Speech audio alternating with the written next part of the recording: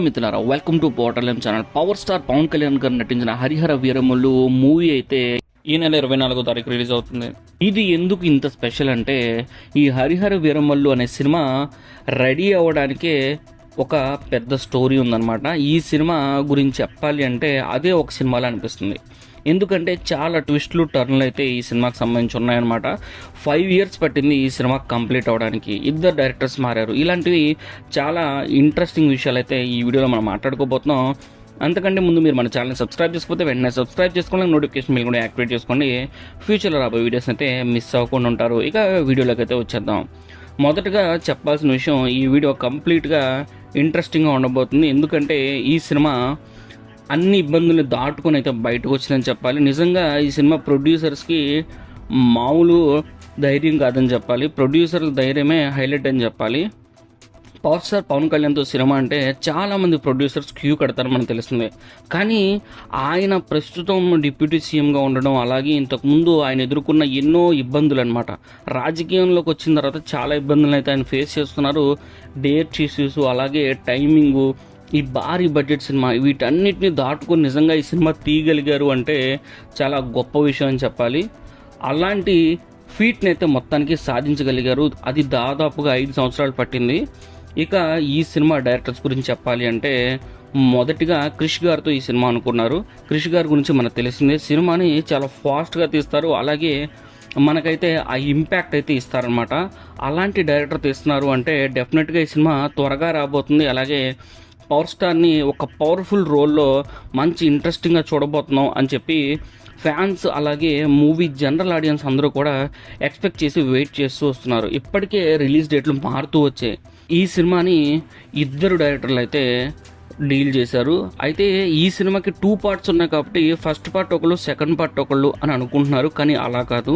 First పార్ట్లోని first half మాత్రమే క్రిష్ గారు అయితే డైరెక్ట్ చేయడం జరిగింది. ఆ తర్వాత ఈ సినిమా కంప్లీట్ అవ్వడానికి చాలా టైం పట్టేలా ఉంది కాబట్టి క్రిష్ గారు అయితే సైడ్ అయినట్టుగా తెలుస్తుంది. అది కూడా ప్రొడ్యూసర్ అలాగే డైరెక్టర్ గారి మధ్య మంచి బాండింగ్తోనే ఇద్దరు కూడా సెపరేట్ అయినట్టుగా తెలుస్తుంది, ఏదో ఇష్యూస్ వల్ల కాదు. సో ఇలా సగం వరకు క్రిష్ గారికి హ్యాండిల్ చేసిన తర్వాత దీన్నైతే ప్రొడ్యూసర్ గారి కొడుకు జ్యోతి కృష్ణ అయితే తీసుకోవడం జరిగింది. దీన్ని ఆయన ఎలా హ్యాండిల్ చేశాడు అన్నదైతే మనకి ట్రైలర్ చూసిన తర్వాత అర్థమైపోయి ఉంటుంది. ఎందుకంటే ట్రైలర్ కట్టే మనకి వీళ్ళిద్దరి దగ్గర ఉన్న మ్యాజికల్ వర్క్ని అయితే బయట పెట్టిందని చెప్పాలి.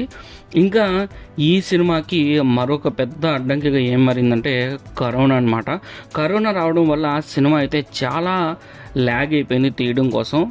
ఇక పవర్ స్టార్ గారు ఇప్పుడు డిప్యూటీ సీఎంగా అయ్యారు. ఇక ఆ డిప్యూటీ సీఎంగా అవ్వడానికి ముందు ఆయన పెట్టిన ఎఫర్ట్స్ ఎన్ని ఉన్నాయో మనందరికీ తెలిసిందే.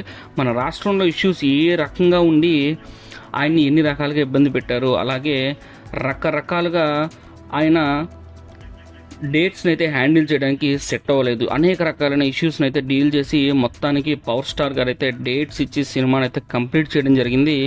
ఇదంతా అయిన తర్వాత కూడా ఈ సినిమాకి పోస్ట్ ప్రొడక్షన్ వర్క్ కూడా 2 years పట్టిందనమాట. సినిమాకి VFX అయితే విపరీతంగా వాడారంట. ఇదంతా కూడా ఎలా ఉండబోతుంది అనేది మనకి సినిమాలో తెలుస్తుంది. ఇక ఈ సినిమాకి మేజర్ అడ్వాంటేజ్ వచ్చేసరికి మనకి ఆస్కార్ గెలిచిన కీరవాణి గారి మ్యూజిక్ అయితే హాట్ అని చెప్పాలి సినిమాకి. ఎందుకంటే ఇప్పటి వరకు రిలీజ్ అయిన ప్రతి సాంగ్ కూడా జనాలను అయితే విపరీతంగా ఇంప్రెస్ చేసింది. ఆడియన్స్ని అయితే సినిమా ఇప్పుడు డ్రాగ్ చేసిందని చెప్పాలి. ఓవరాల్గా ఈ సినిమా తీయడానికి 5 years టైం పట్టింది. 5 years అంటే తెలుసు కదా ఎంత పెద్ద టైం పీరియడ్ అంటే, నిజంగా ఊహించడానికి భయంకరంగా ఉంది. ఇలా ఒక సినిమాని 5 years పాటు తీశారు ఇద్దరు డైరెక్టర్స్. ఇంకొక పార్ట్ రావాల్సి ఉంది అంటే సినిమా ఖచ్చితంగా మ్యాటర్ ఉంటే తప్ప ఇంత ఇన్వెస్ట్మెంట్ చేసి ఇంత కాలం మీద వెయిట్ చేయలేరన్నమాట. ఇదంతా పక్కన పెట్టేస్తే ఈ సినిమాకి దాదాపుగా 250 కోట్ల బడ్జెట్ అయితే అయినట్టుగా తెలుస్తుంది.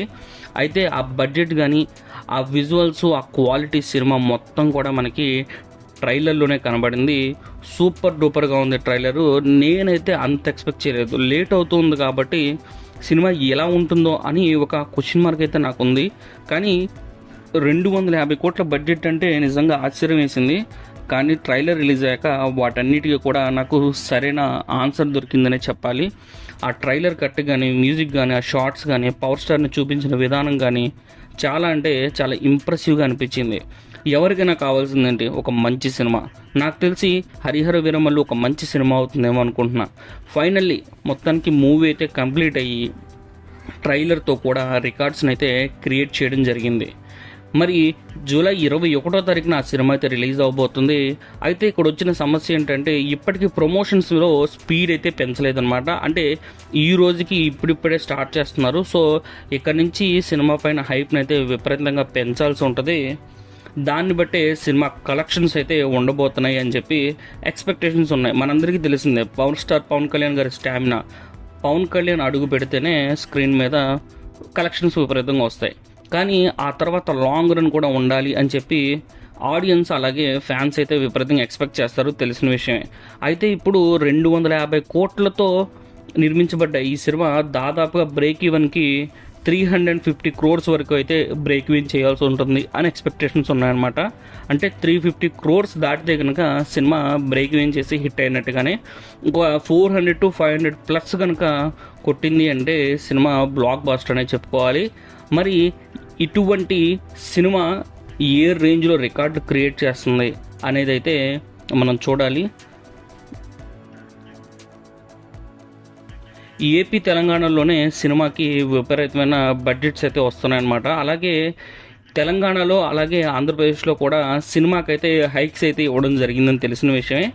మనతో పోల్చుకుంటే కాస్త తెలంగాణలోనే కాస్త హైక్స్ ఎక్కువ ఉన్నట్టుగా తెలుస్తుందన్నమాట. ఓవరాల్గా ఈ సినిమా పైన ఆడియన్స్కి మంచి ఎక్స్పెక్టేషన్స్ ఉన్నాయి అనడంలో ఎటువంటి డౌట్ కూడా లేదు. కాకపోతే ఇప్పుడు జరుగుతున్న ఈ పబ్లిసిటీ స్టంట్స్ ఏవైతే ఉన్నాయో, అంటే ప్రతి సినిమాకి కూడా పబ్లిసిటీ అనేది ప్రస్తుతం మారిపోయిందని చెప్పాలి.